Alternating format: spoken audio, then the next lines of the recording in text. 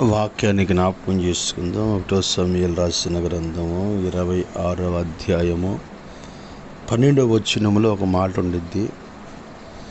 యెహోవా చేత వారి కందరికి గాఢ నిద్ర కలుగగా వారిలో ఎవడును నిద్ర మేలుకొని ఉండలేదు అనుంది. ఈ ఉదయకాలపు వాక్యములో దేవుడు మాట్లాడుతున్నాడు. సౌలు అనే ఒక వ్యక్తి ఉన్నాడండి. అతడికి గాఢ నిద్ర కలుగజేశాడంట దేవుడు. మీరు గమనించినట్లయితే కొన్ని సందర్భాల్లో మనుషులకి నిద్ర పట్టదు. కొన్ని సందర్భాల్లో మనుషులకి మనశ్శాంతి ఉండదు. కొన్ని సందర్భాల్లో మనుషులకి ఆరోగ్యం ఉండదు. కొన్ని సందర్భాల్లో మనుషులకి ఆనందం ఉండదు. కొన్ని సమయాల్లో మనుషులకు బ్రతకాలనే ఆశ ఉండదు. కానీ దేవుని వాక్యం అంటుంది, ఇక్కడ సౌలు పక్కన ఉన్న ప్రజలకి, సైనికులకి దేవుడు గాఢ నిద్ర కలుగజేశాడు. ఒకవేళ నిద్ర లేనితనంలోనే ఉన్నావా, ఏదో విషయం గురించి ఆలోచిస్తా పదే ఆలోచిస్తా నలిగిపోతున్నావా, కృంగిపోతున్నావా? నా ప్రియమైన దేవుని బిడ్డలారా, ఈ ఉదయకాల సమయంలో దేవుడు మాట్లాడుతున్నాడు. కొంతమంది నిద్ర పట్టకపోతే సారాయి తాగుతారు, మందు తాగుతారు, డ్రగ్స్ వాడతారు, లేకపోతే కొన్ని పనులు చేస్తారు. కానీ అవన్నీ అవసరం లేదండి.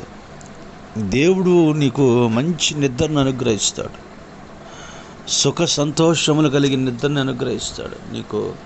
దేవుడు నీకు దేని గురించి నువ్వు టెన్షన్స్ పడుతున్నావో అవన్నీ కూడా దేవుడు తీసేస్తాడు.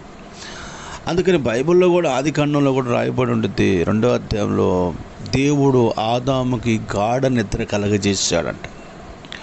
ఒకటి, ఆదాముకి ఎందుకు గాఢ నిద్ర కలగజేశాడు అంటే, ఆదాములో నుండి అవ్వను తీయాలని, అవ్వను తీయటం కొరకు దేవుడు గాఢ నిద్ర కలగజేశాడండి.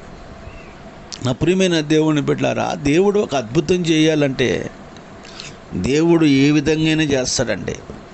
నేను ఇలా అనుకుంటే నాకు ఇలా జరిగిందేంటి, నేను ఇలా అనుకుంటే అలా అయింది, నువ్వు బాధపడాల్సిన అవసరం. దేవుడు ఏదైనా చేయటకు సమర్థుడు.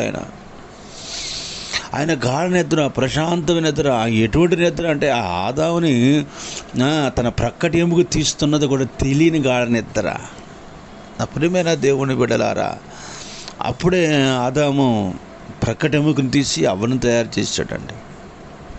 ఆదాము అప్పుడు ఆ నిద్ర కలిగిన సుఖ సంతోషాలతో హాయిగా నిద్రపోతా ఉన్నాడు. నీకు కూడా అట్లాంటి నిద్ర దేవుడిస్తాడు, అటువంటి ఆరోగ్యం దేవుడిస్తాడు, అటువంటి మనశ్శాంతిని దేవుడిస్తాడు. ఇక్కడ ఎందుకు సౌలుకి గాఢ నిద్ర కలిగిందంటే, దావీదు అక్కడికి రావాలి, దావీదు అతని వస్త్రాన్ని కొయ్యాలి, దావీదు అక్కడి నుంచి బయటకు రావాలని గాఢ నిద్ర కలగజేశాడు. ఆయన అసాధ్యమైన కార్యాలు సాధ్యపరిచే దేవుడు. ఎటువంటి మనశ్శాంతి లేక బ్రతుకుతున్న దేవుడు నీకు ప్రశాంతమైన మనశ్శాంతి కలిగిన జీవితాన్ని ప్రసాదిస్తాడు. నీ కుటుంబానికి కూడా మంచి ఆరోగ్యం ఇస్తాడు. ఈ రోజు నుంచి నువ్వు నెమ్మదిగా ఉంటావు. బైబిల్ ఉంది, అతడు నెమ్మదిగా పనుకొని మళ్ళీ నెమ్మదిగా లెగుస్తాడనుంది. ప్రశాంతమైన ఆరోగ్యం